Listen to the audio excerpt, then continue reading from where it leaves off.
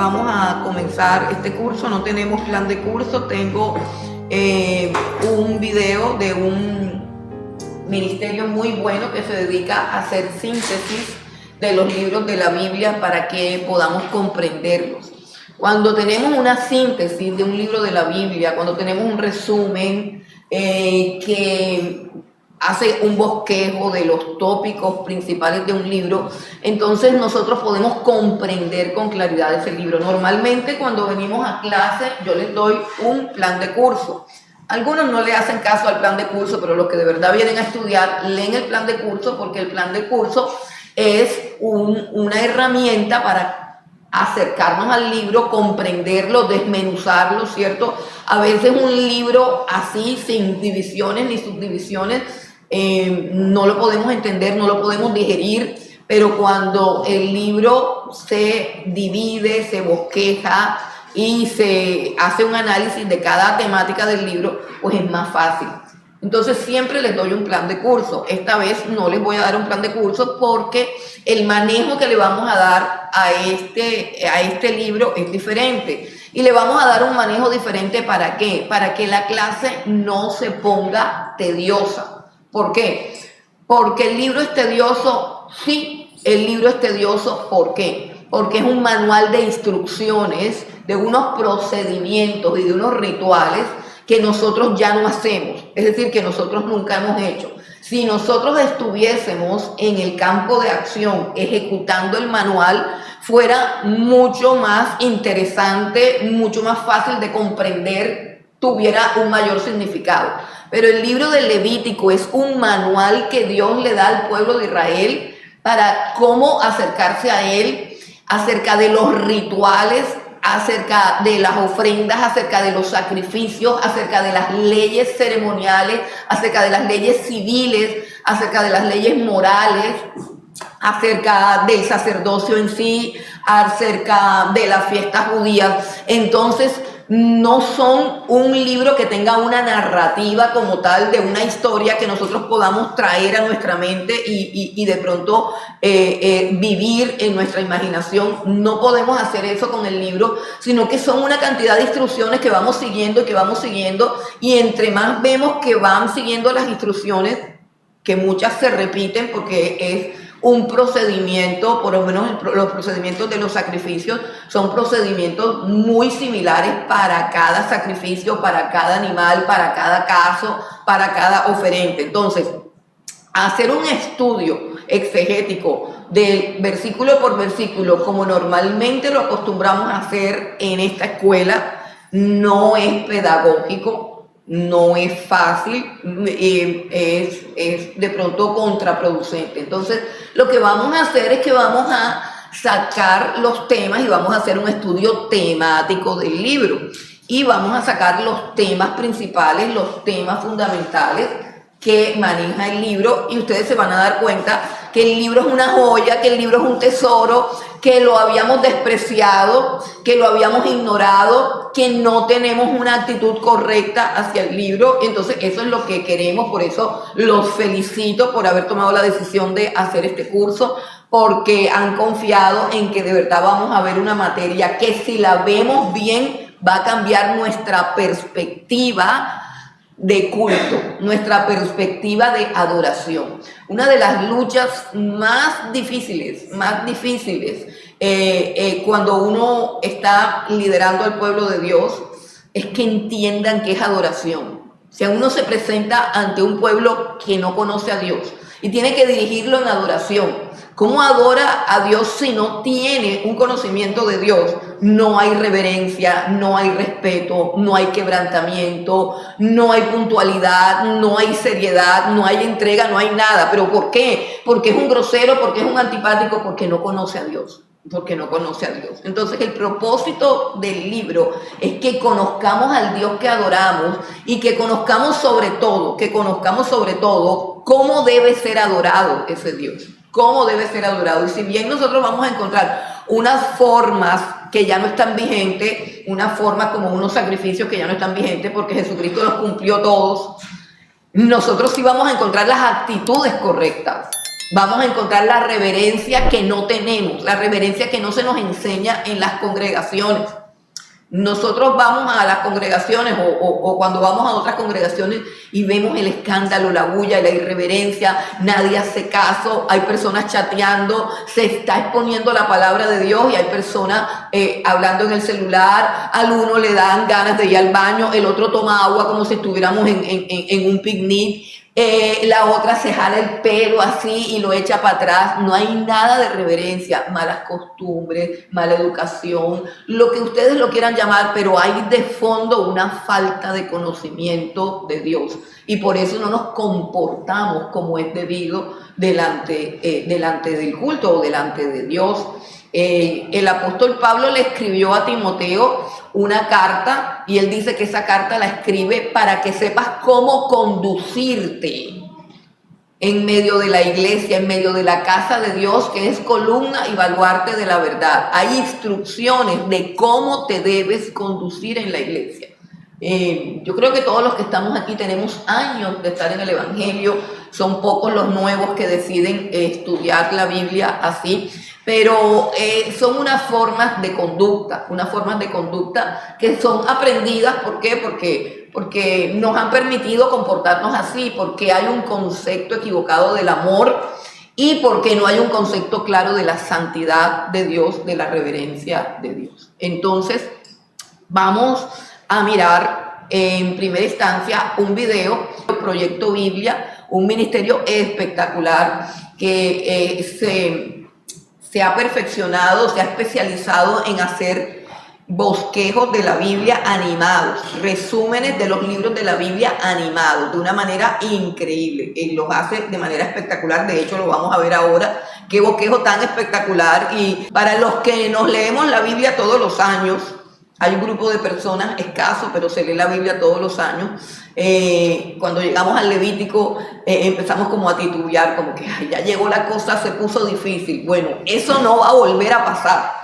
Eso no nos va a volver a pasar nunca más. Cuando recordemos el libro del Levítico, lo vamos a recordar con alegría, lo vamos a recordar con gratitud y lo vamos a recordar como el libro que nos cambió la vida de adoración. El libro que nos dio una perspectiva diferente acerca de cómo adorar a Dios y el libro que nos hizo valorar más la obra expiatoria del Señor Jesucristo. El libro del Levítico es el tercer libro de la Biblia y se desarrolla justo después de la liberación de los israelitas de su esclavitud, cuando Dios los llevó al pie del monte Sinaí y los invitó a una relación de pacto.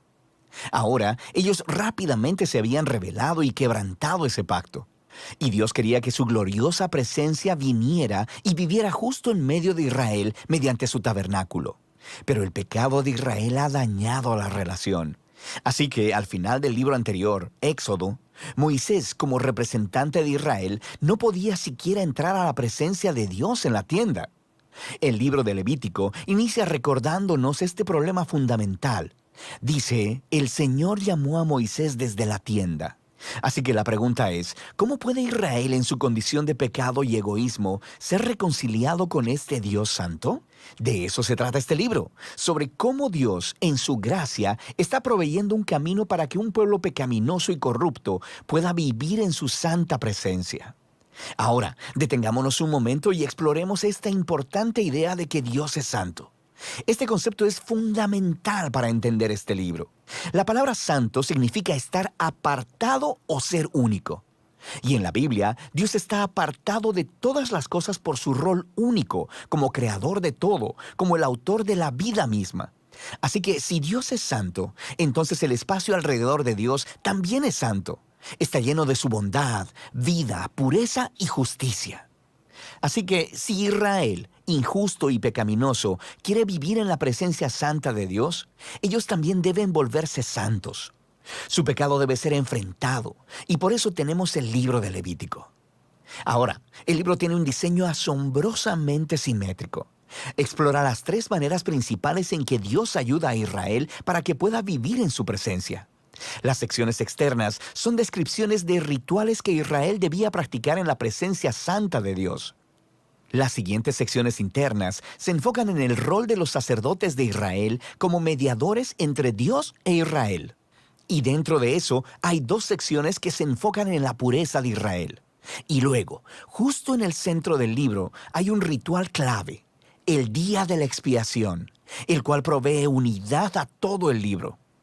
El libro concluye con una breve sección donde Moisés llama a Israel a ser fiel a este pacto.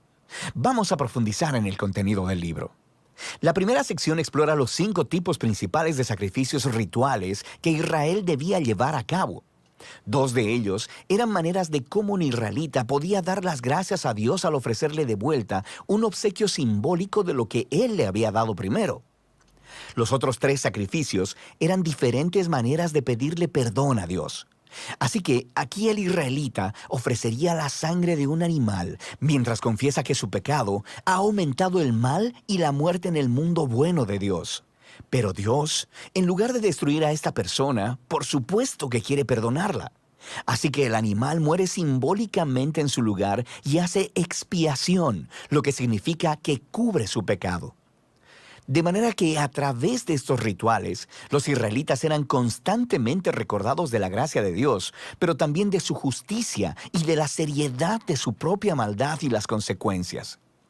El segundo grupo de rituales establecen las 7 fiestas anuales de Israel, y cada una de ellas cuenta una parte diferente de la historia sobre la manera en que Dios los redimió de la esclavitud en Egipto y los llevó a través del desierto hacia la tierra prometida. Y al celebrar estas fiestas de manera regular, Israel recordaría quién era y quién era Dios para ellos. Ahora, la sección sobre los sacerdotes de Israel. Aquí tienes a Aarón y a sus hijos, consagrados para entrar a la presencia de Dios en representación de Israel. Y luego, en esta sección correspondiente, encontramos los requisitos para ser sacerdotes. Los sacerdotes eran llamados a tener el nivel más alto de integridad moral y de santidad ritual, porque ellos representaban al pueblo delante de Dios, pero también representaban a Dios delante del pueblo. Descubrimos por qué la santidad de los sacerdotes importa tanto en esta primera sección, justo después de que la familia de Aarón fuera consagrada. 2 de sus hijos entran como si nada a la presencia de Dios y flagrantemente violan las reglas. Así que son aniquilados al instante por la santidad de Dios. Es un inquietante recordatorio de la paradoja de vivir en la presencia de un Dios santo, porque Él es pura bondad, pero se vuelve peligrosa para aquellos que se rebelan e insultan su santidad. Así que es importante que los sacerdotes de Israel sean santos, y también que todo el pueblo de Israel se santifique. Sobre esto es que tratan las siguientes secciones internas. Los capítulos del 11 al 15 tratan de la pureza ritual requerida de todos los israelitas, y los capítulos del 18 al 20 tratan de la pureza moral del pueblo. Estos conceptos son lo que está por debajo de todo este lenguaje sobre pureza e impureza. Debido a que Dios es santo y apartado, los israelitas deben estar en santidad cuando entran a su presencia. Esto se conocía como estar limpio o puro. La presencia de Dios estaba excluida para todo aquel que no estuviera en una condición de santidad. No estar en santidad se le conocía como estar inmundo o impuro. Ahora, un israelita podía volverse impuro de unas cuantas maneras. Por ejemplo, al tener contacto con fluidos corporales reproductivos, al tener una enfermedad de la piel, al tocar moho u hongos o al tocar un cadáver. Para los israelitas, todos estos elementos estaban asociados con la mortalidad, con la pérdida de vida, lo que nos lleva al simbolismo central de estas instrucciones. Te vuelves impuro cuando te contaminas al tocar la muerte, por así decirlo. Y la muerte es lo opuesto a la santidad de Dios, porque Dios, en esencia, es vida. Esto es clave. Simplemente ser impuro no era pecaminoso o malo. Tocar esta clase de cosas era algo normal de la vida diaria, y la impureza era un estado temporal. Duraba 1 o 2 semanas y luego se eliminaba. Lo que estaba mal o era pecaminoso era entrar en la presencia de Dios llevando estos símbolos de muerte e impureza sobre mi cuerpo. No hagas eso. Ahora, la última forma de volverte impuro era al comer ciertos animales, y las leyes de comida kosher se encuentran justo aquí en esta sección. Han existido muchas teorías sobre por qué ciertos animales se consideraban impuros y prohibidos, para promover la higiene o para evitar tabús culturales. El texto simplemente no es explícito, pero la idea básica de todos estos capítulos es muy clara. Todos funcionan juntos como un grupo de símbolos culturales que le recuerdan a Israel que la santidad de Dios debe abarcar todas las áreas de sus vidas. La sección correspondiente de aquí en adelante trata de la pureza moral de Israel. Los israelitas eran llamados a vivir en forma diferente a los cananeos. Debían cuidar del pobre en lugar de ignorarlo. Debían tener un alto nivel de integridad sexual y debían promover la justicia a través de toda su tierra. Ahora, aquí en el centro del libro nos encontramos con una larga descripción de una de las fiestas anuales de Israel, el Día de la Expiación. Probablemente, no todo pecado y rebelión de los israelitas sería cubierto a través de los sacrificios individuales. Así que una vez al año, el sumo sacerdote tomaría 2 machos cabríos. Uno de ellos sería ofrenda de purificación para expiar los pecados del pueblo, y el otro se llamaba el macho cabrío expiatorio. El sacerdote confesaría los pecados de Israel y simbólicamente pondría su mano sobre este macho cabrío y luego sería enviado al desierto. De nuevo, esta es una imagen muy poderosa del deseo de Dios de que el pecado y sus consecuencias fueran quitados de entre su pueblo, de modo que Dios pueda vivir en paz con ellos. El libro concluye con Moisés llamando a Israel a ser fiel a todos los términos del pacto, y él describe las bendiciones de paz y abundancia que vendrán como resultado de Israel obedecer todas estas leyes. Él también les advierte que si son infieles y deshonran la santidad de Dios, resultará en desastre y eventualmente en exilio de la tierra prometida a Abraham. Ahora, si quieres ver cómo Levítico encaja con la gran narrativa, es útil mirar la primera oración del siguiente libro de la Biblia, Números. Comienza diciendo que Dios le habló a Moisés en la tienda. Así que podemos ver que Moisés ahora es capaz de entrar a la presencia de Dios en nombre de Israel. El libro de Levítico funcionó. Así que a pesar del fracaso de Israel, Dios proveyó una manera para que sus pecados fueran cubiertos, para que Dios pudiera vivir en paz en medio de personas pecadoras. Y de eso se trata el libro de Levítico. Que cumplieran algunas cosas para poder acercarse a Dios sin que la santidad de Dios los dañara o los quemara. La visión que tiene el libro del Levítico de la santidad de Dios es algo así como que Dios es como el sol, algo así. Dios es como el sol. No podemos acercarnos al sol porque su fuego nos consumiría, y eso es representativo de Dios. Dios es santo, así como el sol es fuego, es una bola de fuego. El sol en sí, la esencia del sol es fuego, y nos alumbra y nos da una cantidad de bendiciones, una cantidad de cosas buenas, pero no podemos acercarnos a él por muy bueno que sea porque nos quema. Así podemos decir que Dios es santo. Así como decimos el sol es fuego y quema, así podemos decir Dios es santo. Y de eso es lo que trata la santidad de Dios. Es el tema fundamental del libro del Levítico. La santidad de Dios y todo lo que Dios ha hecho para que nosotros podamos acercarnos. Esa sería la segunda palabra clave, acercarnos. ¿Cómo acercarnos a un Dios santo? Porque el propósito del libro de Levítico es que nos acerquemos. Es decir, el propósito del libro de Levítico no es alejarnos, es decir, mira, yo soy un Dios santo fuera de aquí. No, el libro de Levítico lo que nos da son pautas para entrar en la presencia de un Dios santo. ¿Cómo podemos estar en la presencia de un Dios santo? Él mismo nos muestra el camino, Él mismo nos da las instrucciones, Él mismo provee la herramienta o el mecanismo para poder entrar. Eso es clave. Dios es santo. La palabra clave o la virtud esencial de Dios es la santidad, y eso es lo que revela el libro del Levítico. A lo largo de toda la escritura están todas las perfecciones de Dios o atributos, como les quieran llamar.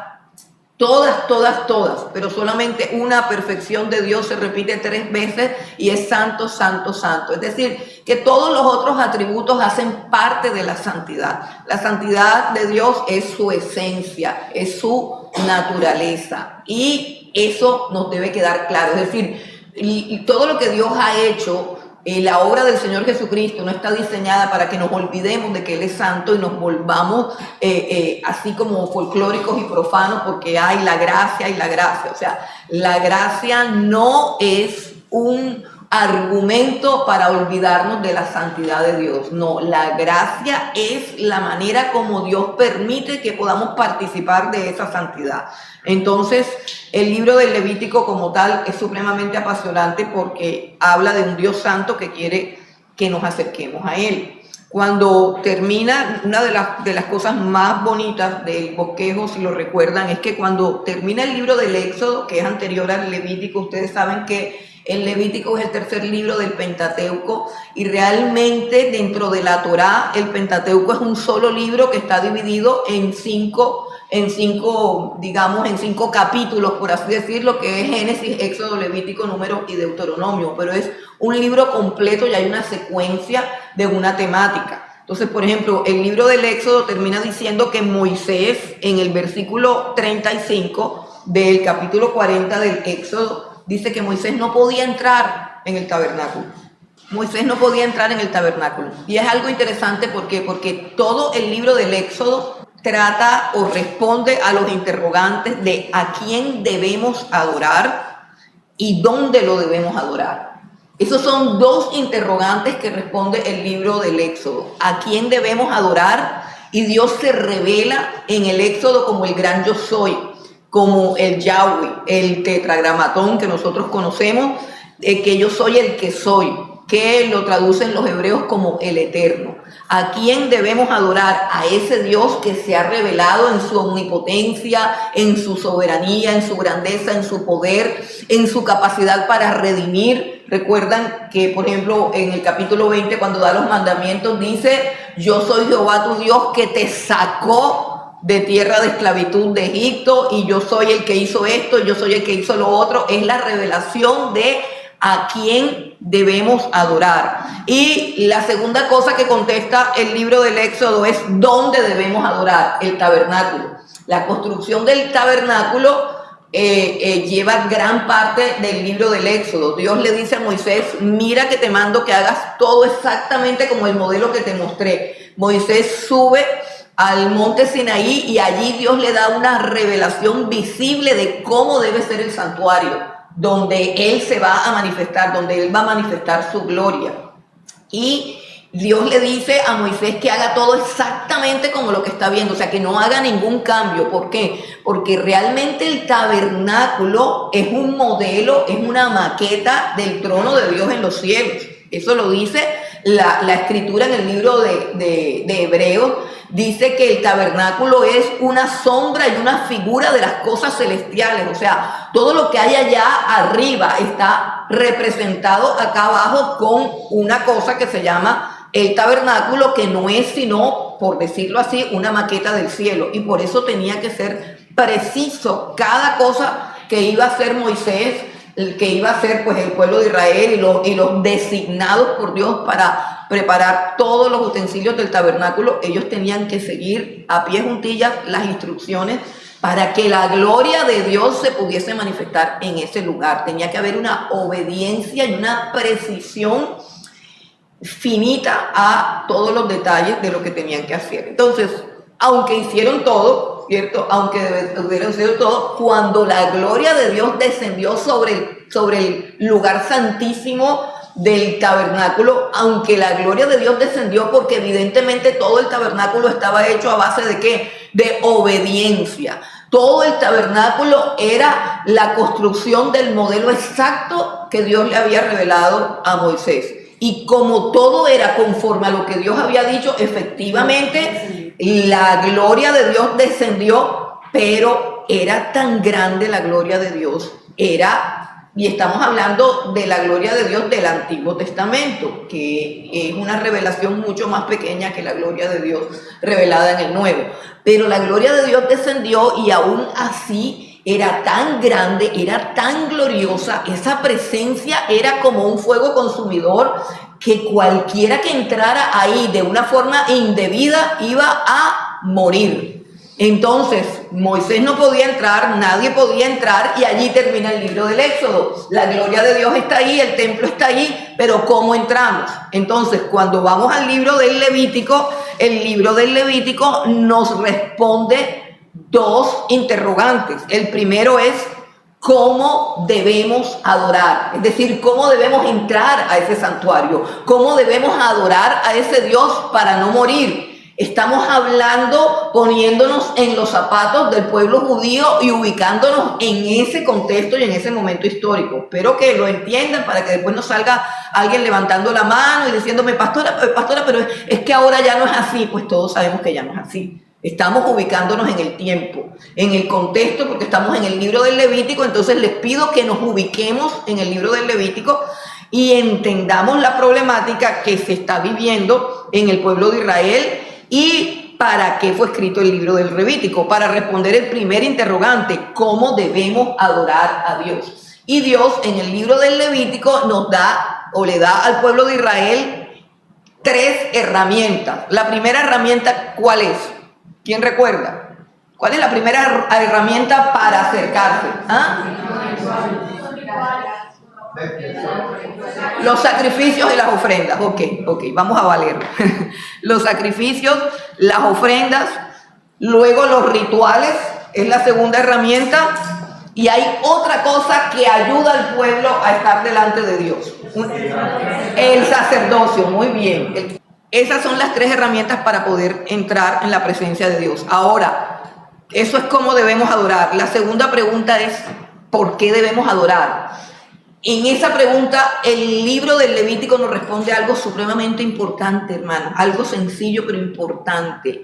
Debemos adorar porque somos el pueblo santo escogido de Dios. Por eso debemos adorar. Porque somos un pueblo santo, escogido y apartado. Porque le pertenecemos a Él. Por eso debemos adorar. Adoración es la función vital de nuestra vida, de nuestra existencia. Adoración es la razón por la cual fuimos redimidos, la razón por la cual fuimos salvados. Entonces, vamos al libro del Levítico. ¿Qué otra cosa quería compartir con ustedes? Bueno, todo lo que está escrito en el libro del Levítico se escribió en un periodo de un mes, 30 días. Esos 30 días van contados desde el momento en que queda terminado el tabernáculo y un mes que ellos duran al pie del monte Sinaí recibiendo toda esta revelación del Levítico. Cuando ellos ya salen del Sinaí, ahí transcurren 30 días. Y en esos 30 días es que Moisés recibe la revelación del libro del Levítico. Todo eso lo podemos mirar al finalizar el libro del Levítico y comenzando el libro de Números, porque el libro de Números comienza diciendo que Israel ya está adorando en el santuario. O sea que ellos pusieron atención a todas las instrucciones del Levítico, siguieron las instrucciones del Levítico, obedecieron las instrucciones del Levítico y por esa obediencia, recuerden que esa obediencia simboliza la fe en estos medios que Dios está proporcionando y que sabemos que estos medios apuntaban al verdadero medio o al verdadero mediador que es el Señor Jesucristo. Hay algo muy interesante que quiero que nosotros entendamos y es que el pueblo de Israel entraba a adorar no exactamente por el cumplimiento estricto de estas normas, sino porque el cumplimiento estricto de estas normas era una proclamación de fe en lo que Dios había prometido. Eso es importante. Y debemos entender que el libro del Levítico no fue lo que llevó al pueblo de Israel a ser pueblo. Fue la fe en Dios. Recuerden que Abraham es el padre de la fe, es el padre de Israel. Y cuando Abraham creyó, le fue contado por justicia y Abraham no conocía ningún libro de ningún Levítico. El libro del Levítico es dado al pueblo de Israel para que ellos, por la obediencia de la fe, es decir, yo sé que eres un Dios santo y tú me estás diciendo que de esta manera puedo entrar a tu presencia. Yo creo en lo que tú me estás diciendo y por esa fe es que puede entrar. Eso es supremamente importante porque estos sacrificios o este sistema sacrificial que hay aquí en el libro del Levítico tiene un propósito que no es exactamente santificar al hombre, sino mostrarle al hombre cómo el hombre va a ser santificado por Dios. Mostrarle al hombre el camino que lleva a la santidad. El libro del Levítico, hermanos, nos habla de muchas cosas que nosotros no podemos ver y entender, pero que se realizaron en la cruz del Calvario. Nosotros miramos a la cruz y no alcanzamos a ver todo lo que hay en la cruz, todo lo que simboliza la cruz, todo lo que representa la cruz y todo lo que implica la cruz. Porque en la cruz está representada toda la obra de Dios, toda la obra del Señor Jesucristo, todo lo que el Señor hizo para que nosotros fuésemos puestos delante de su presencia. Y nosotros a veces creemos, no, sí, Jesús murió por nosotros y ya, y eso fue todo. Pero exactamente por qué murió, por qué el sacrificio tan cruento, tan salvaje, tan duro, por qué así, qué cosas logró el Señor muriendo por nosotros en la cruz de esa manera tan sangrienta. Y nosotros ahora que vamos a ver, por ejemplo, que vamos a ver los sacrificios, que es la primera herramienta que Dios le da a Israel para estar en su presencia, vamos a ver un espectáculo bastante complejo, y por eso digo, tenemos que hacer un uso esforzado de nuestra imaginación para lograr entender la gravedad de aquel momento de la adoración, porque estos animales eran degollados y luego la sangre tenía que echarse en los lugares y de la manera y de la forma como Dios decía que tenía que salpicarse, rociarse o untarse la sangre en los lugares que Dios decía, tal y cual como Dios decía. Luego había que hacer un lavatorio terrible de todo esto que quedaba, había que mantener el lugar limpio, o sea, los sacerdotes, hermanos, no eran personas cualquiera. Los sacerdotes eran unas personas instruidas, capacitadas, fuertes, íntegras, llenas de sabiduría, llenas de entendimiento, llenas de revelación, de reverencia, y que aprendieron de esta manera a temer a un Dios. Era un espectáculo sangriento, un espectáculo que hablaba del pecado y hablaba de la justicia divina. Hablaba de que la paga del pecado es muerte y hablaba de que la justicia de Dios no es negociable. Por eso también es importante que nos acerquemos al libro del Levítico para recordar esas cosas. Comencemos por la primera herramienta. La primera herramienta, bueno, antes de pasar a las herramientas, quiero que miremos algunos términos que van a ser claves y que necesitamos entender. En el libro del Levítico hay como una tensión entre dos términos opuestos, y tenemos que entender esa tensión, porque esa tensión que hay, ¿cierto?, entre dos opuestos, es lo que determina todo el mensaje del libro del Levítico. Por ejemplo, hay una tensión entre lo que es santo y lo que es abominable. O sea, lo opuesto a santo es abominable. Entonces, todo va a ser examinado en su calidad de si es santo o si es abominable. Luego está la tensión entre lo que es limpio y lo que es inmundo, ¿cierto? Y básicamente en el libro del Levítico hay una descripción de todo lo que es limpio y de todo lo que es inmundo. No sé si ustedes recuerdan que una de las funciones de los levitas era enseñar al pueblo a discernir entre lo santo y lo profano, entre lo limpio y lo sucio. La función de un sacerdote era enseñarle discernimiento. Y cuando nosotros llegamos a la carta a los Hebreos dice algo como, por ejemplo, que me estoy acordando ahora, es que la carta de los Hebreos dice algo bien interesante. Dice que algunos se han hecho tan niños, tan infantiles, que no se les puede dar alimento sólido, sino que se les tiene que enseñar la leche espiritual, se les tiene que enseñar los conceptos más primitivos del evangelio todavía, y se tienen que dejar ahí a esas personas que todavía son inmaduras en la fe. No se les puede dar alimento sólido. Y yo no sé por qué me estoy acordando de eso ahora, ¿cierto? Ahora que veo algunas cosas que veo siempre, pero me estoy acordando de que hay una reglamentación en la Biblia que dice que a aquellas personas que tienen un comportamiento de inmadurez espiritual no se les puede enseñar alimento sólido. Y dice la Biblia que el alimento sólido es para los que han alcanzado madurez, y define la madurez como la capacidad de discernir.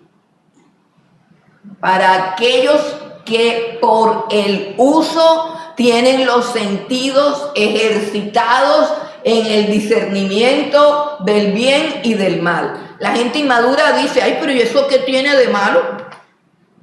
¿Eso qué tiene de malo? Y de verdad, no se están haciendo los hipócritas ni se están haciendo los tontos. Es que no le ven nada de malo a nada. Eso se llama inmadurez espiritual. Ese tipo de personas no pueden estudiar las cosas más profundas de la Biblia porque están atascados en un proceso de inmadurez. Entonces, el libro del Levítico nos dice que los sacerdotes, porque fue escrito básicamente a los levitas, la tribu de Leví fue la tribu que Dios escogió para ser sus sacerdotes. Escogió como sumo sacerdote y como sacerdote a Aarón y a sus descendientes, pero a la tribu de Leví completa la escogió para que ministrara en el altar y para que ejerciera las funciones del tabernáculo. Y una de las funciones del tabernáculo, además de tener limpios y en excelente estado todos los utensilios del tabernáculo y ayudar a toda esta práctica del ritual de los sacrificios, además de eso era enseñarle al pueblo que era santo y que era profano. O sea, ellos eran los maestros de la ley, eran los maestros del conocimiento de Dios y básicamente los que ministraban los sacrificios. Entonces hay una tensión también entre puro e impuro. ¿Recuerdan? ¿Quién recuerda algo que dijeron de ser puro o impuro? ¿Era pecado estar impuro? No, no era pecado. No era pecado estar impuro. ¿Cuándo una persona estaba impura? Por ejemplo, cuando tocaba algo que tuviera que ver con muerte. Entonces, hablan de todos los fluidos que producen vida, pero que luego se convierten en muerte. Por ejemplo, el semen, ¿cómo es que se llama? La menstruación de una mujer. Todas esas cosas que son elementos de vida, pero que finalmente quedan en muerte, todas esas cosas, todos los fluidos, todas las cosas, animales muertos, cosas en estado de putrefacción, todo eso colocaba a una persona en un estado de inmundicia, no de pecado. Inmundicia es que estaba en impureza. Impureza es que no se podía acercar al santuario de Dios, que no se podía presentar ante la presencia de Dios. No exactamente que fuera un pecador que estaba condenado, sino que tenía que pasar por un proceso de purificación. Y en ese proceso de purificación, cuando lo pasara, podía nuevamente restaurar su comunión con Dios, su vida de adoración. También tenemos un concepto entre la vida y la muerte, vida y muerte, ¿cierto? Todo lo que es vida y todo lo que es muerte. Esas son las palabras claves para estudiar el libro del Levítico. Y hay otra palabra clave que es supremamente importante, y esa quiero que la identifiquemos bien. Yo entro, la palabra clave del libro del Levítico es expiación. La expiación implica satisfacer la demanda de Dios. Cuando se dice que se ha efectuado la expiación, es que Dios ha quedado contento, satisfecho con lo que le han dado. Si Dios no queda satisfecho, la expiación no se ha consumado. ¿Sí entienden? ¿Puede haber un sacrificio? Sí, pero de alguna manera, por alguna imperfección del sacrificio o por alguna mala actitud del oferente, el sacrificio no logró la expiación. ¿Qué es la expiación? Lograr que Dios quede satisfecho. Satisfecho, eso es expiación. Y resulta que yo, una de las cosas que me preguntaba, y me preguntaban varias personas, ¿por qué te metiste en este lío de estudiar esta materia?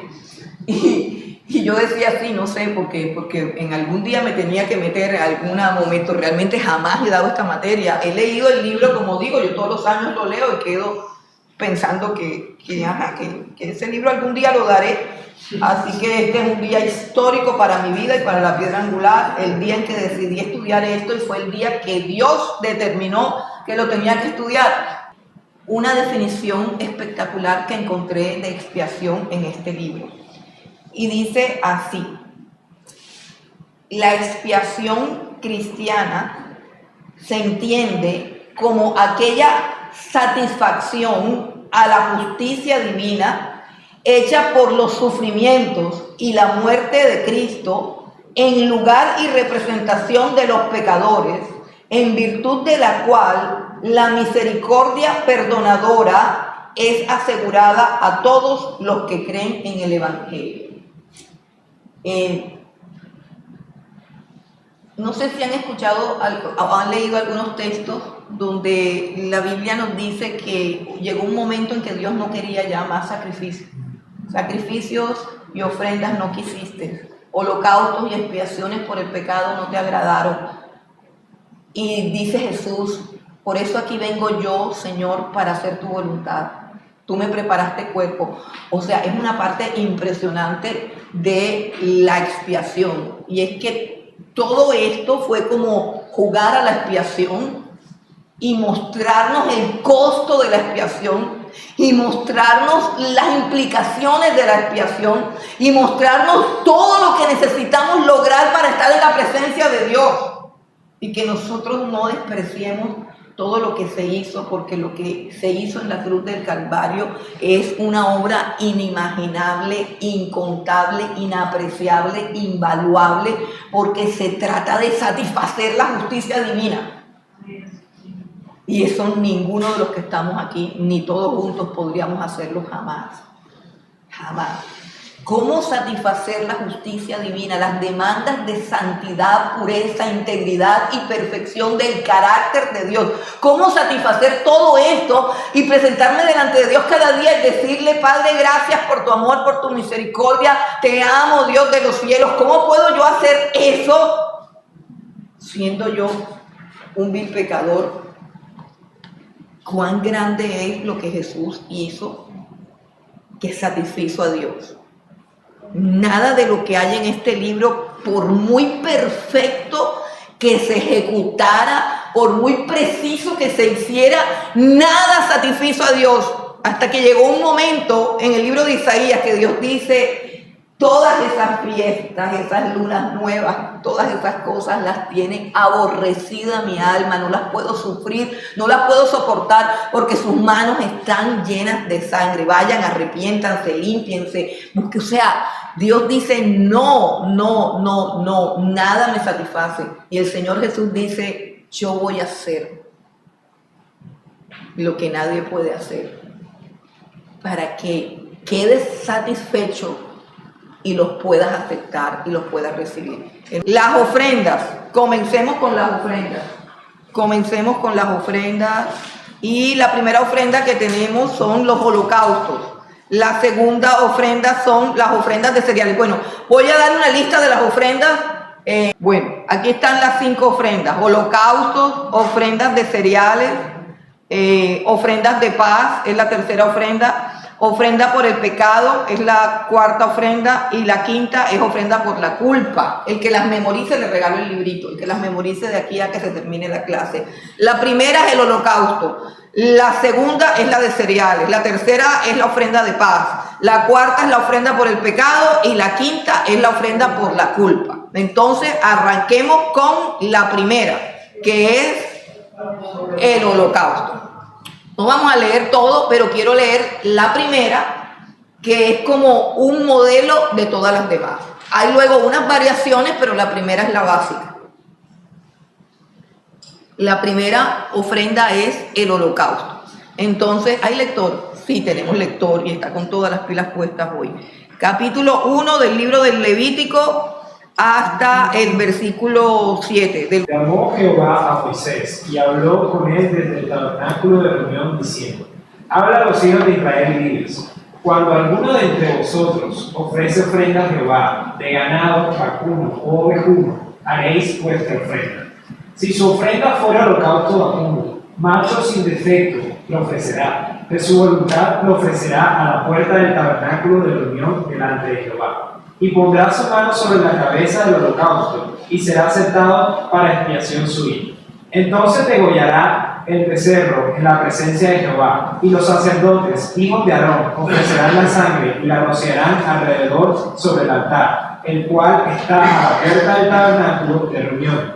Y desollará el holocausto y lo dividirá en sus piezas. Y los hijos del sacerdote Aarón pondrán fuego sobre el altar, y pondrán la leña sobre el fuego. Lee hasta el 9, por favor, Santo. Luego los sacerdotes, hijos de Aarón, acomodarán las piezas, la cabeza y la grosura de los intestinos, sobre la leña que está sobre el fuego que habrá encima del altar, y lavará con agua los intestinos y las piernas, y el sacerdote hará arder todo sobre el altar. Holocausto es ofrenda encendida de olor grato para Jehová. Ok, entonces tenemos que esta ofrenda se llama ofrenda encendida. Encendida significa completamente quemada. Hay una diferencia entre las ofrendas según si se ofrecen todas para Dios, se ofrece toda la ofrenda completa a Dios o se ofrece una parte a Dios, otra parte al sacerdote y otra parte al oferente. Siempre vamos a tener en medio de todas las ofrendas,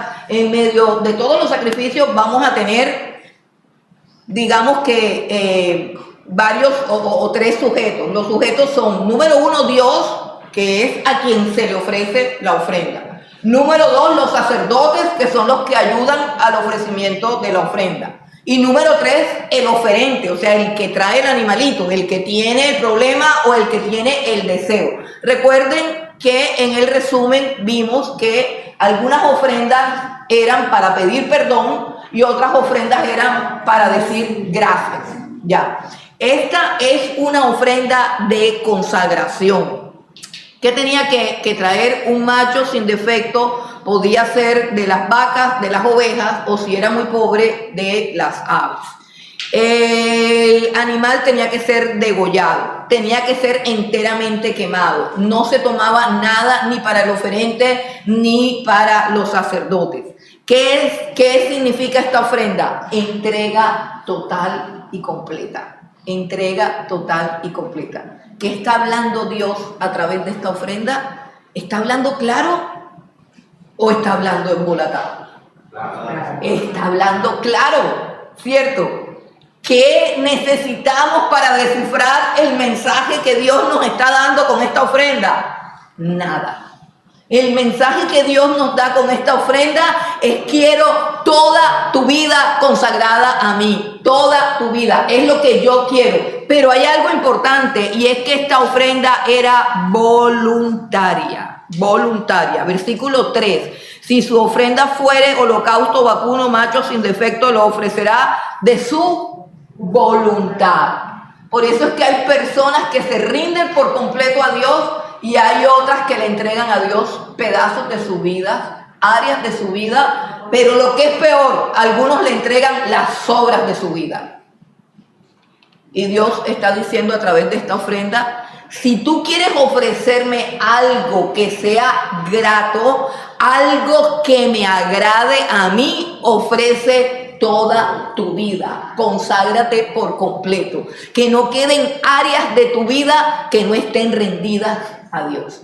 Toda tu vida, escucha, toda tu vida, tu cuerpo, tu mente, tu corazón, tu espíritu, tus emociones, tu dinero, tus riquezas, tus hábitos, todo rendido a ti. ¿Quién hizo eso? Solamente Cristo lo ha hecho, pero el lenguaje sigue siendo el mismo.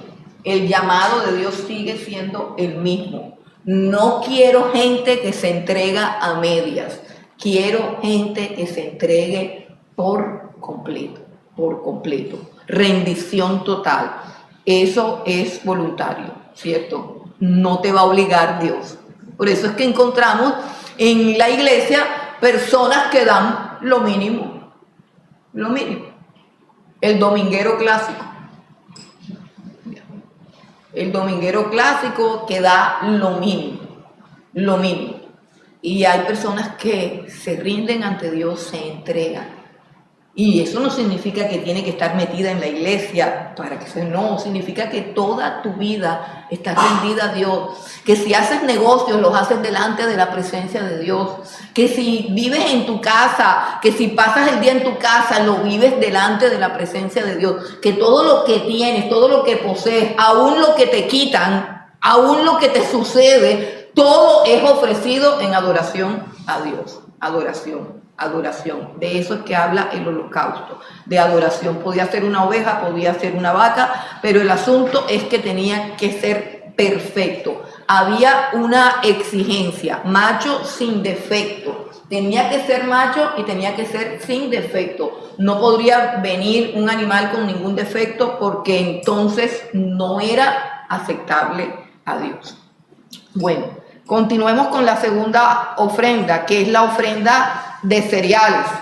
Leemos los 3 primeros versículos nada más.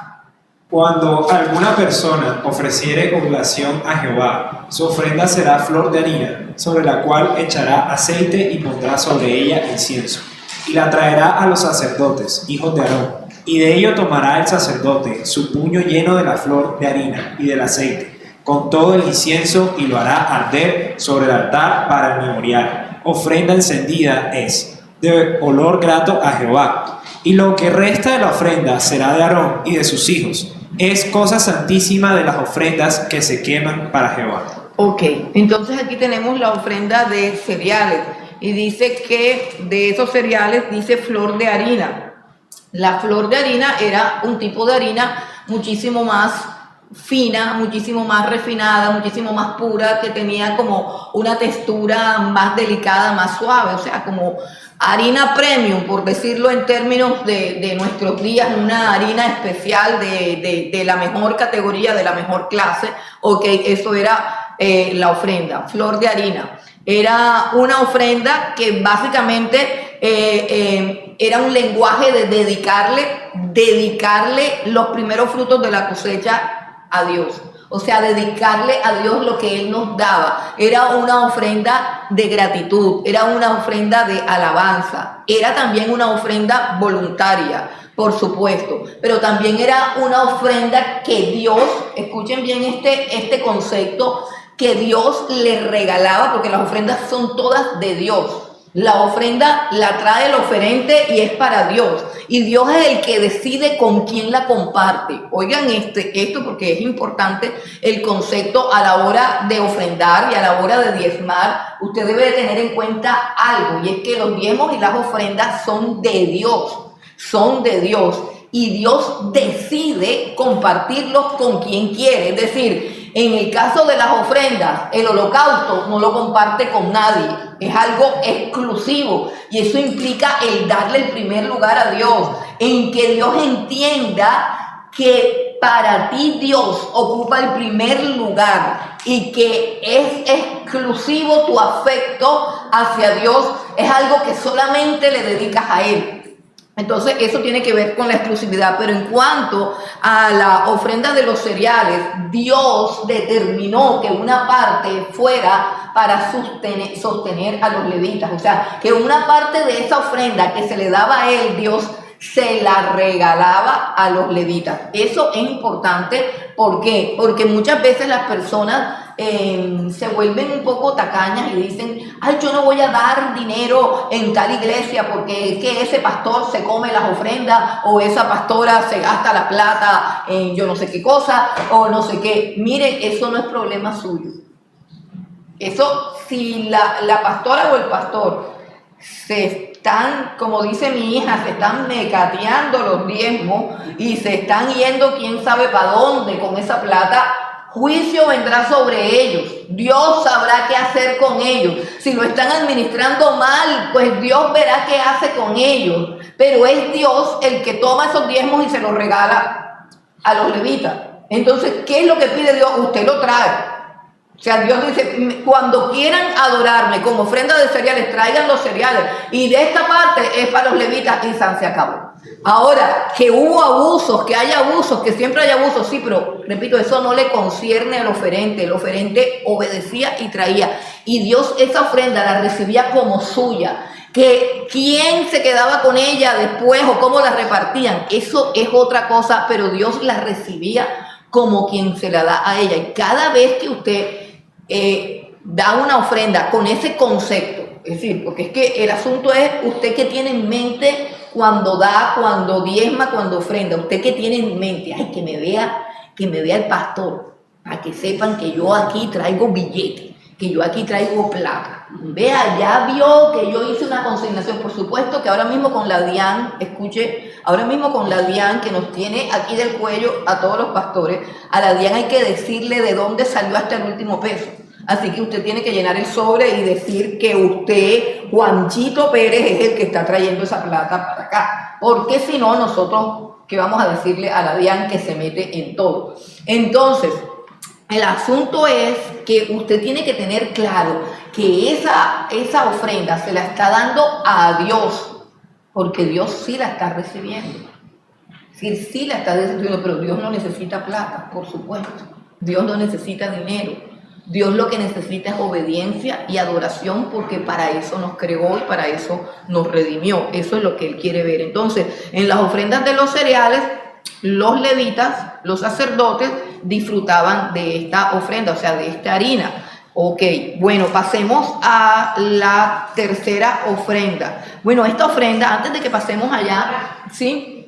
El incienso.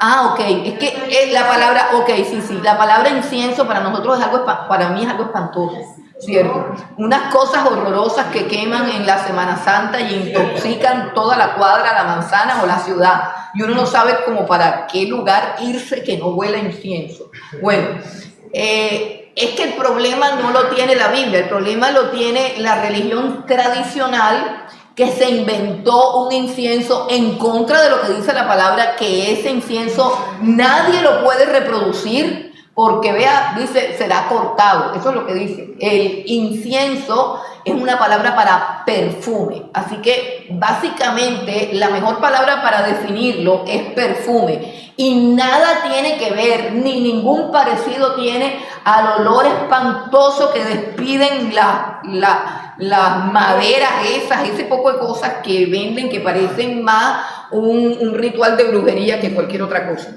Entonces, no tiene nada que ver con eso, el incienso no tiene nada que ver con eso.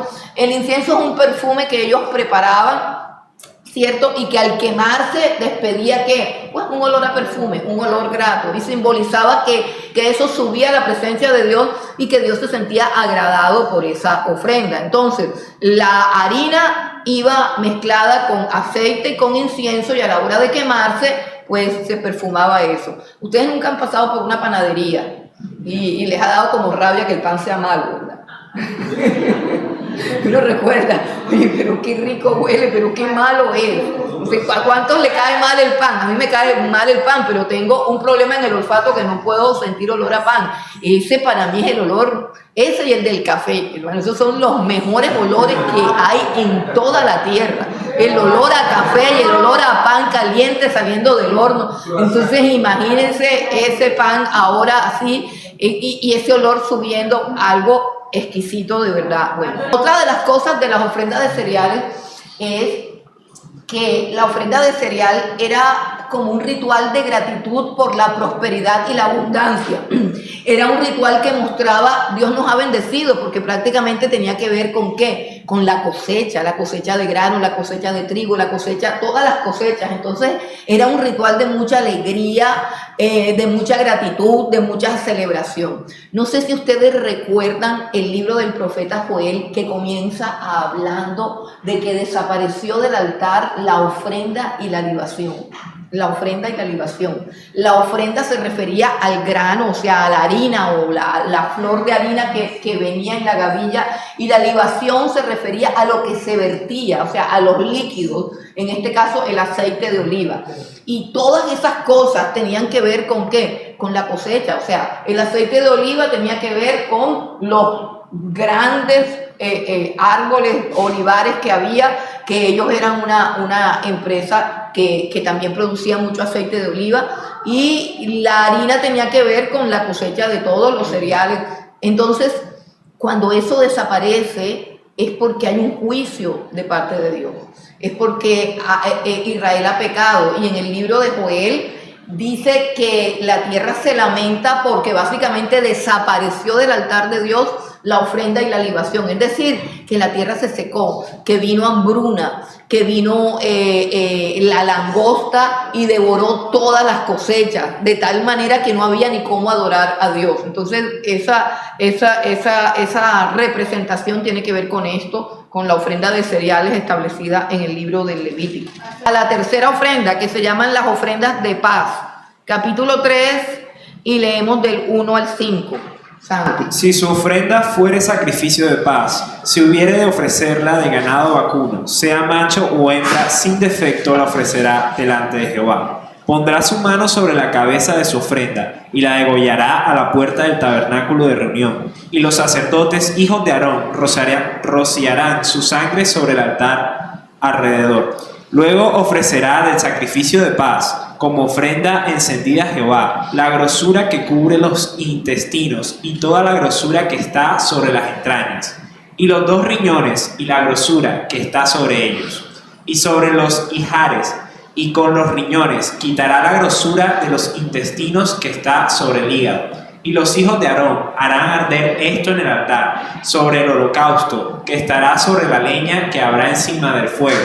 Es ofrenda de olor grato para Jehová. Ok, lo que sigue diciendo es, en el caso de que, por ejemplo, en el caso de que no fuera una vaca o que no fuera un toro, sino una oveja, entonces el mismo procedimiento. Es la descripción, o sea, lo que hace el libro de Levítico es describir, bueno, si traes un toro es esto, si traes un novillo es esto, si traes una oveja es esto. Me explico, lo que hace es como dar unas especificaciones, pero que al final es exactamente lo mismo, ¿Qué hay de diferencia entre las ofrendas de paz? Las ofrendas de paz es un animal sin defecto, pero no tiene la misma exigencia de que sea perfecto como el holocausto. O sea, que es básicamente lo que se requería, que la persona dentro de su ganado escogiera el mejor animal. Si el animal tenía una pequita o tenía alguna imperfección, el animal pasaba, pero básicamente lo que se quería era que fuera lo mejor de lo que él tenía. No pasaba así con el holocausto él tenía que conseguir un animal perfecto. Entonces aquí lo mejor de lo mejor, en lo posible que fuera sin defecto.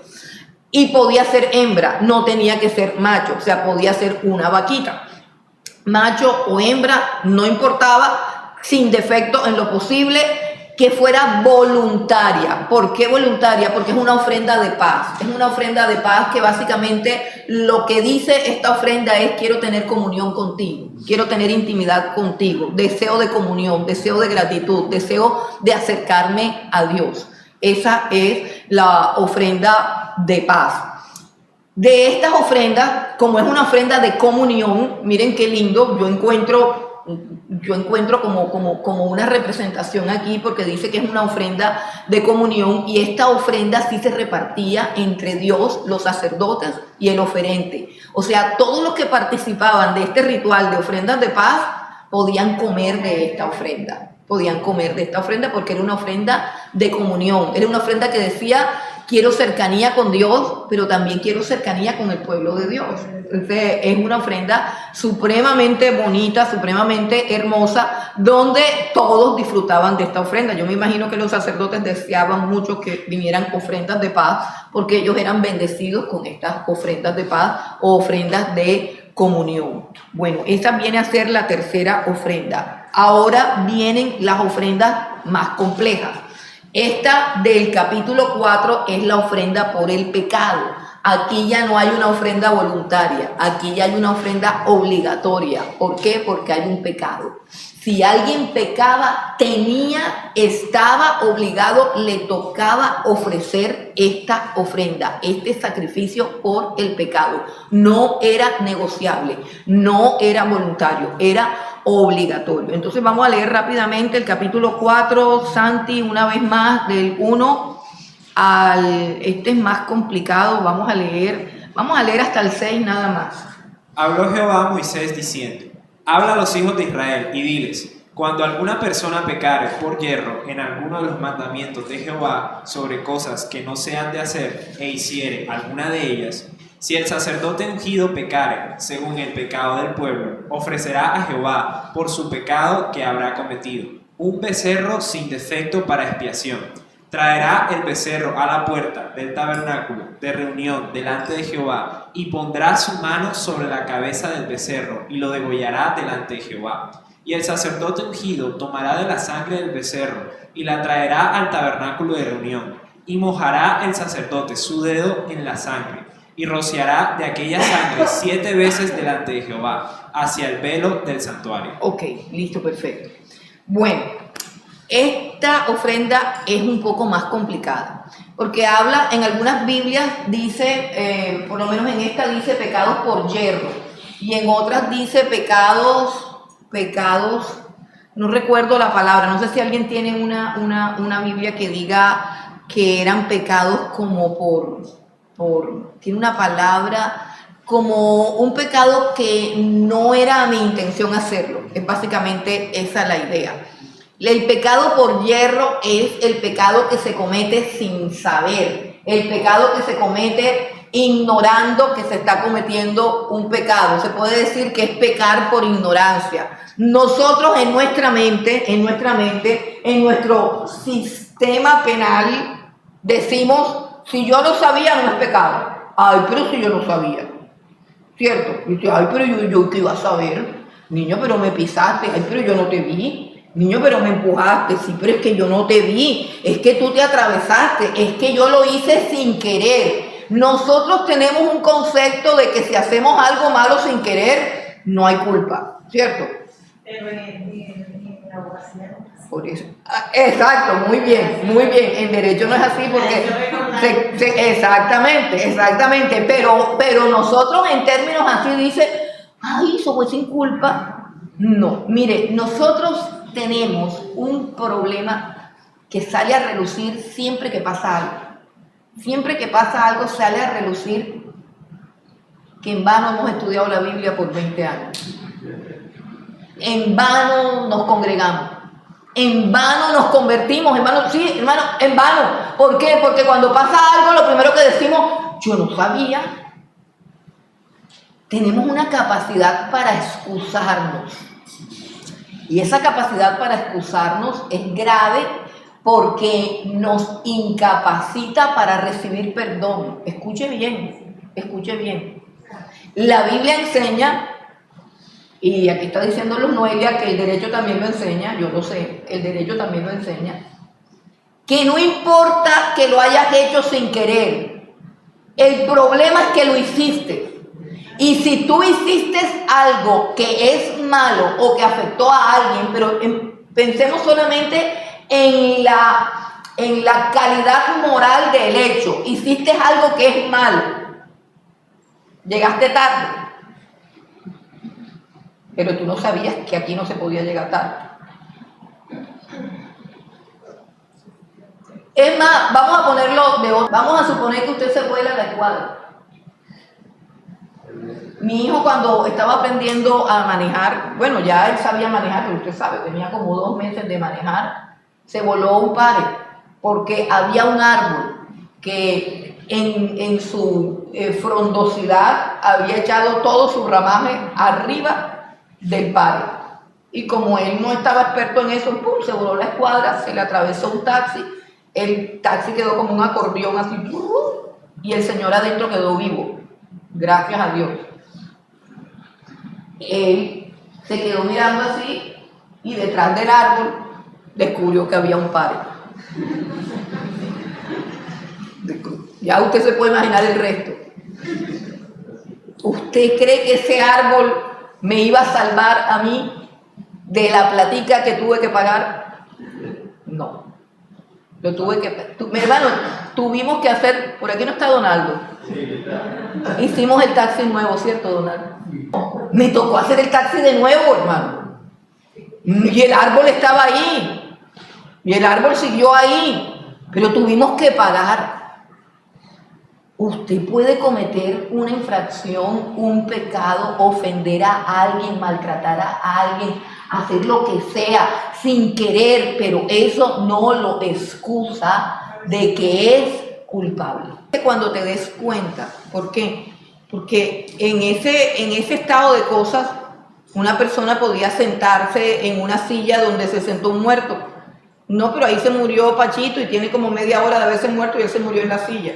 Y él, que iba a saber, llegó y se sentó. Ah, no, pero yo me senté sin saber que el muerto estaba muerto. Entonces, no, usted infringió la ley y usted tiene que hacer todo sepa o no sepa, o mejor dicho, ya lo sabe, se lo estamos informando.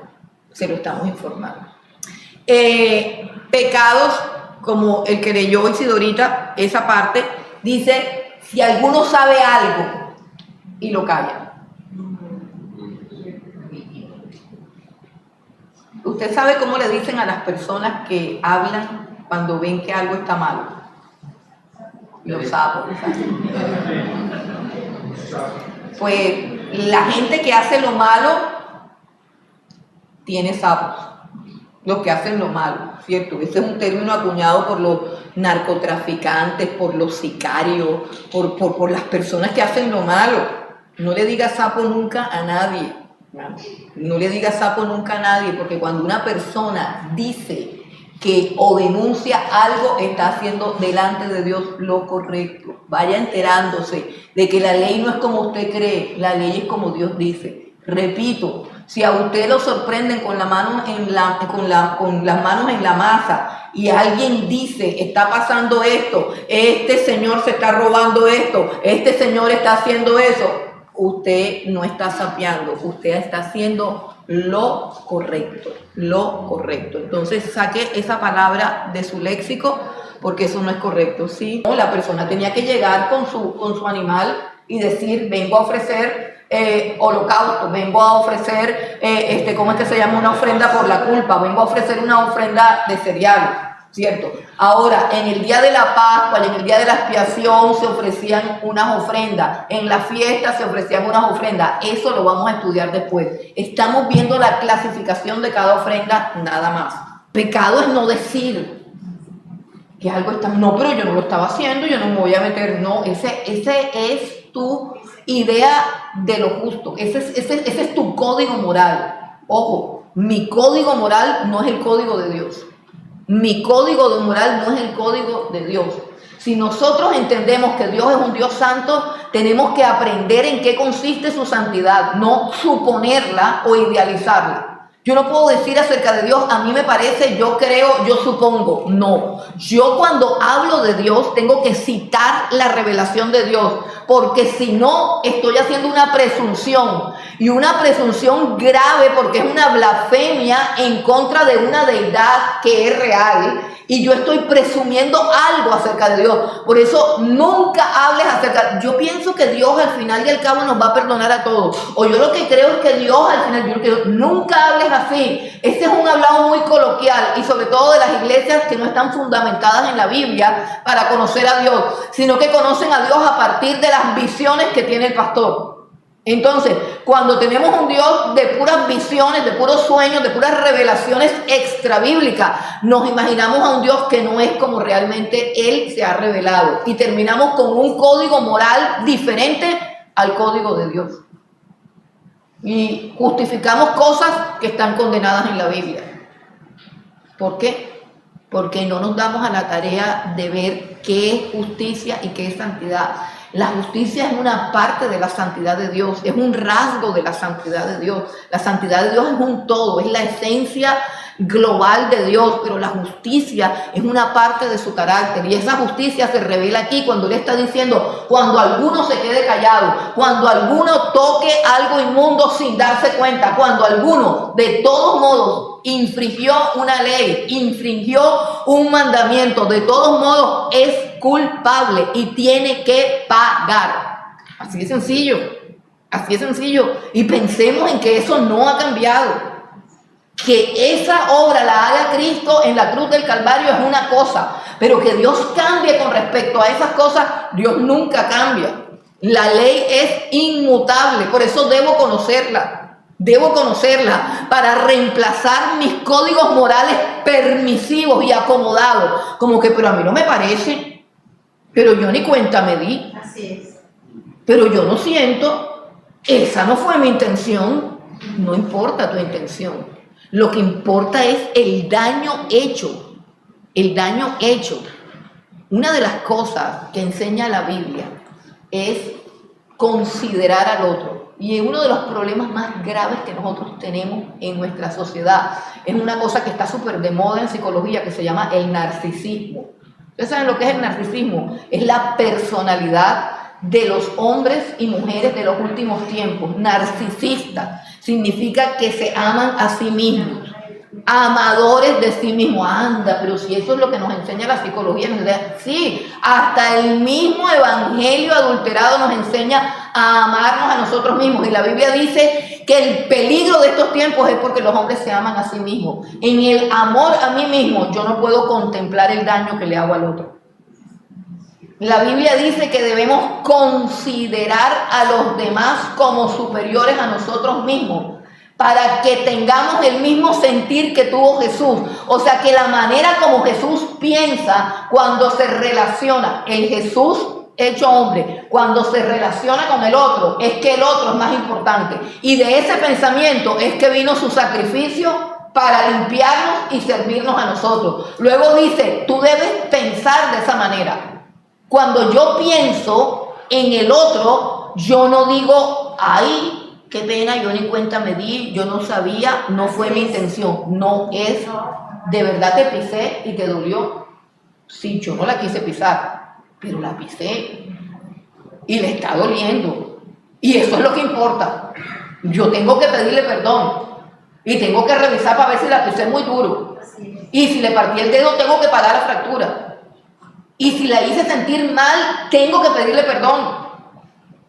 Tengo que ser consciente de mi culpa, no en los términos morales de mi propio código, sino en los términos de la palabra de Dios. El daño está hecho, no importa si fue intencional o no, de todos modos el daño está. Si yo que le voy a decir al señor de enfrente que mi hijo pateó la bola y partió el vidrio, ay, pero él no lo quiso, él estaba jugando. Sí, pero el vidrio está partido, señora. Y hay que pagar el vidrio. Y yo no puedo decirle al peladito llorando porque el señor lo insultó.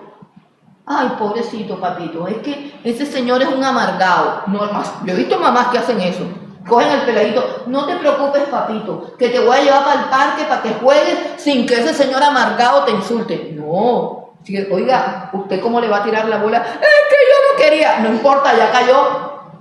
Cayó porque usted no es, ¿cómo es que se llama? Cuidadoso. Tenga más cuidado. Esa es la ley de Dios. El conocimiento de la palabra te debe llevar a una persona, por eso digo, el conocimiento de la palabra te lleva a un cambio en tu código moral, donde eres más sensible al daño del otro que a tus intenciones. O sea, lo que determina si hiciste algo mal no es cómo tú te sientes, sino cómo se siente el otro.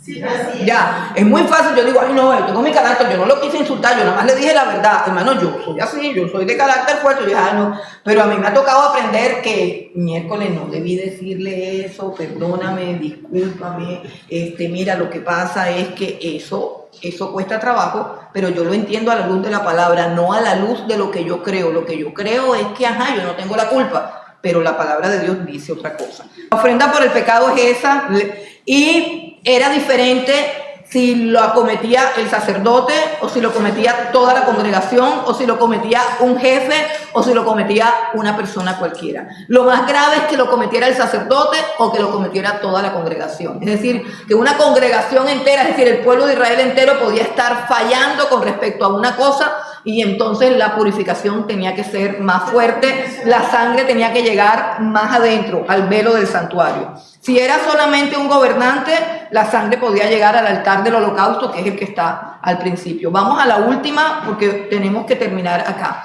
Entonces tenemos la quinta ofrenda, que es la última, que es la del capítulo 5, que es la ofrenda por la culpa. Esa fue la que leyó, que es la culpa, es algo, la culpa es prácticamente el perjuicio que se ocasionó. Es decir, en la antigua ofrenda hay algo que está mal hecho, y que se hizo mal por ignorancia, pero no hay un perjuicio. En esta ofrenda es una ofrenda que va a resarcir el perjuicio que se hizo. Por ejemplo, cuando se difama a una persona, se le está haciendo un daño a la identidad de la persona, al nombre de la persona, a la honra de la persona, Ahí hay que hacer una ofrenda por la culpa, hay que resarcir. Y entonces para eso había un sacrificio adicional, que es el sacrificio por la culpa. Si el pecado era que se habían robado algo o que habían perjurado no saber dónde estaba. Por ejemplo, se perdió algo, se perdió un reloj, ¿cierto? Y resulta que usted venía caminando y encontró el reloj allá tirado en la puerta y usted lo agarró y se lo metió al bolsillo. Y aquí estamos diciendo que estamos buscando el reloj, pero como usted lo encontró en la calle, usted no se lo ha robado, usted dice, pues yo no me he robado nada, yo no lo encontré tirado, ¿quién lo manda? Ah, pues porque no estaba pendiente de sus cosas, vaya usted a saber, no, ya, lo mío es mío y nadie me lo quita, a mí no sé qué. Bueno, entonces ese es un código moral de nosotros, o sea, me encontré la platica, me encontré no sé qué, el dueño no aparece, miro para la izquierda, miro para la derecha y me lo apropio. Eso es pecado, eso es pecado, si no es tuyo, no es tuyo. Si no es tuyo, no es tuyo. Y todo lo que tenga que implicar un daño, una calumnia, dañar cosas consagradas a Dios, tocar o contaminar cosas consagradas a Dios. Todo eso es ofrenda por la culpa. O sea, la culpa tiene que ver con el daño. La anterior tiene que ver con el pecado en sí. O sea, lo ignoro, pero infringí una regla y ya. Y esta tiene que ver con el daño que se ocasionó haber infringido esa regla. O sea que prácticamente cuando se comete un pecado por ignorancia, vamos a suponer un pecado por ignorancia, que podría ser un pecado por ignorancia en el cual me quedo con algo y alguien pierde algo. Entonces, tengo que pagar por la ignorancia de ese pecado porque ya me enteré que era pecado y tengo que pagar por lo que dañé. Esa es la ofrenda por la culpa. Estas son las 5 ofrendas. ¿Cómo hacían los pobres si no tenían una vaca, un toro, una cabra, un macho cabrío? Podían ofrecer 2 palomas, podían ofrecer 2 libras de harina, 2 kilos de harina, tengo mala podrían ofrecer 2 kilos de harina. El Salmo 51, Salmo 50, versículo 8, hay un error, no es Salmo 51, sino 50. Dice el versículo 8 del Salmo 50, no te reprenderé por tus sacrificios ni por tus holocaustos que están continuamente delante de mí. No tomaré de tu casa becerros ni machos cabríos de tus apriscos, porque mía es toda bestia del bosque y los millares de animales en los collados.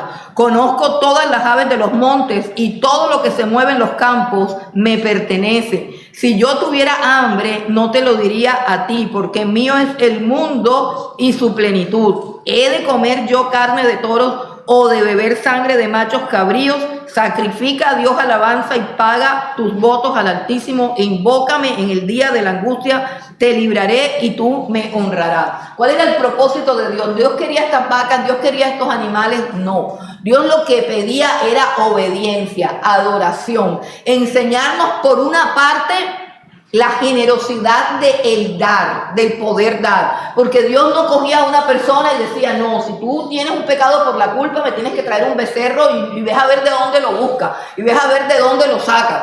No, según la condición de la persona podía traer 2 palomas. Recuerdan que María y José fueron a presentar al niño en el templo, lo circuncidaron al 8º día y tenían que presentar una ofrenda de ellos por su purificación, la purificación de María. O sea, la purificación de María como mujer, ¿por qué? Por lo que les explicaba de los fluidos de sangre de muerte. Entonces ella tenía que ofrecer una ofrenda por la purificación. Y ahí es donde se muestra que ellos no son una familia rica, que no son una familia acomodada, porque la ofrenda que ellos ofrecen tiene que ser una ofrenda justa, porque el Señor Jesucristo era justo en todo. Él no podía ofrecer paloma teniendo cómo comprar un becerro. Y eso es una de las cosas que desarma totalmente esa teoría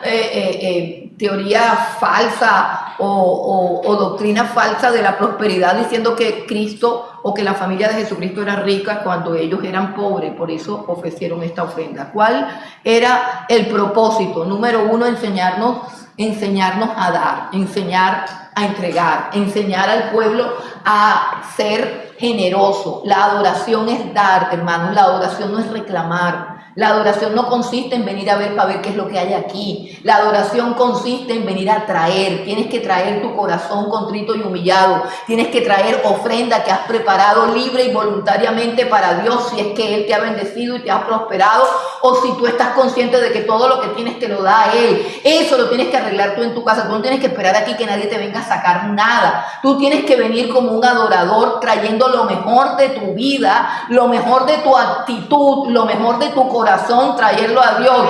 Ese principio es el que está plasmado aquí. Revisa lo que tú le ofreces a Dios cada domingo, cada miércoles, cada día. ¿Qué le ofreces? La calidad de lo que tú le ofreces a Dios determina quién es Dios para ti. Por eso digo, el problema está en que no hemos conocido a Dios. Cuando conocemos a Dios, nuestra vida de adoración se vuelve intensa, reverente. Hermano, hay una cosa que se llama reverencia, y la reverencia viene del conocimiento de Dios, del respeto, de la honra. Exigimos puntualidad, ¿por qué? Porque a nivel secular la impuntualidad es señal de grosería y de mala educación, ¿o no? Me llama el alcalde y me dice que tenemos reunión a las 3, yo no voy a llegar a las 3:15, es una falta de respeto, es una grosería. Tengo una entrevista de trabajo a las 8, no llego a las 8:15.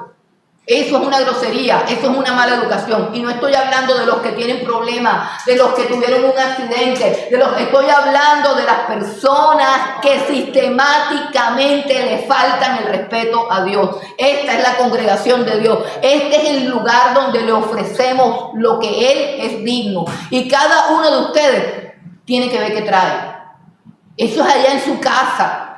La adoración comienza cuando yo me preparo para venir a adorar a Dios. Cuando yo preparo mi corazón, mi mente, mi vida, mi ofrenda, mi ropa, todo.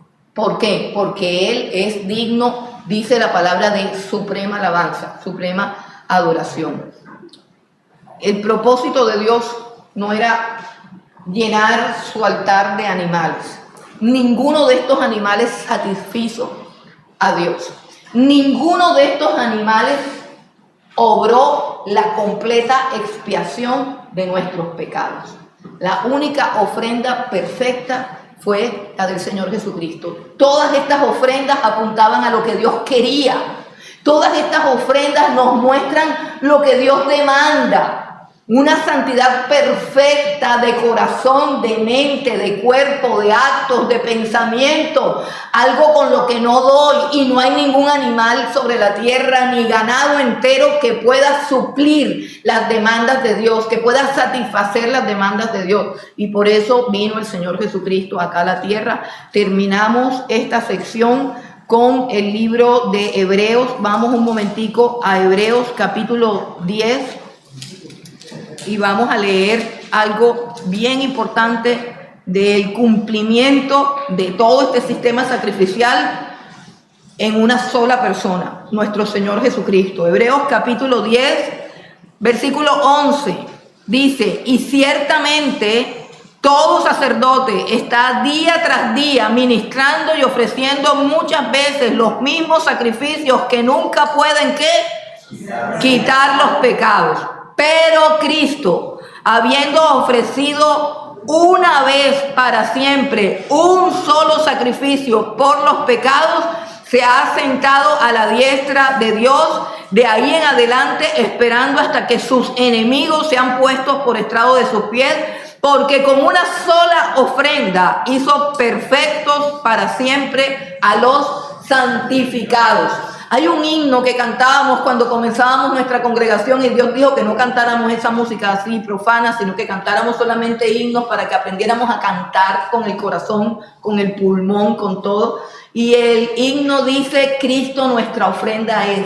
Y cada estrofa del himno habla de cada una de las 5 ofrendas. Y al final termina diciendo que Dios terminó satisfecho, solamente porque todas las ofrendas del Levítico fueron cumplidas en una sola ofrenda, que es la ofrenda del sacrificio de Jesús. Esta es la ofrenda. Él es nuestro sacrificio por la culpa. Él es nuestro sacrificio de comunión. Él es nuestro holocausto. Él es nuestra ofrenda por el perdón, por las 5 ofrendas, Él es nuestra oblación, Él es la ofrenda de cereales.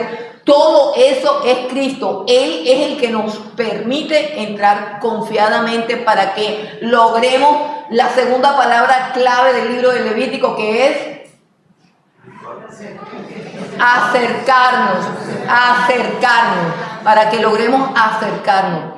Cuán grandes son las demandas de Dios y cuán poderoso y cuánta implicación tiene el sacrificio del Señor Jesucristo. Que un judío, para poder adorar a Dios un día, un ratico, un momentico, tenía que cumplir con todas estas 5 ofrendas y aún así todavía no quedaba limpio.